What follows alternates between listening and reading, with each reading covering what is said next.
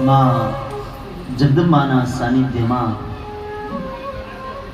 માં રાજરાજેશ્વરી ત્રિગુણાત્મિકા દેવી સ્વરૂપા આદ્ય શક્તિ સ્વરૂપા અને ઈ બીજ સ્વરૂપા ऐं ह्रीं क्लीं स्वरूपा માં જગદંબાના સાનિધ્યમાં બેઠા છે, જેના ખોળામાં બેસી અને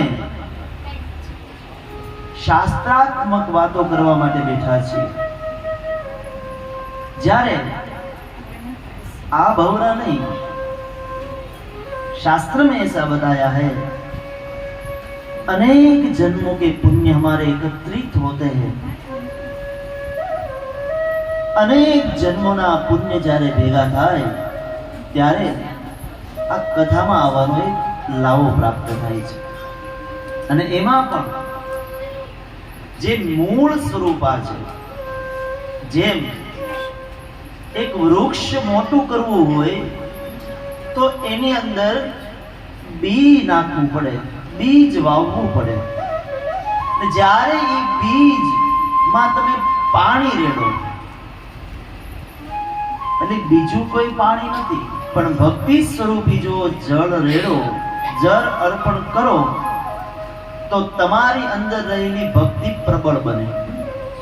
જેમ એક વૃક્ષ પ્રબળ બને છે એમ આપણું જીવન પણ ભક્તિમય પ્રબળ બને, ભક્તિયુક્ત બને, જ્ઞાનયુક્ત બને। એટલા માટે મૂળ સ્વરૂપ શાસ્ત્રમાં પણ લખ્યું છે કે મૂળ શું છે, તો કે મૂળ ઈ માં છે, મૂળ ઈ શક્તિ છે। અને ઈ મૂળ શક્તિને આરાધવા બેઠા છીએ, ભક્તિ કરવા બેઠા છીએ, સાધવા બેઠા છીએ। આપણે બધા સાધન છીએ અને માં ભગવતી ઈ સાધ્ય દેવી છે। જ્યારે પણ મનુષ્ય કથામાં બેસે ત્યારે ભવના પાપ દૂર થઈ અને માં ભગવતી એની પર કૃપા કરે છે। જ્યારે કૃપા હોય ત્યારે સાક્ષાત માં જગદંબા અહીંયા સુધી તમને બોલાવે છે।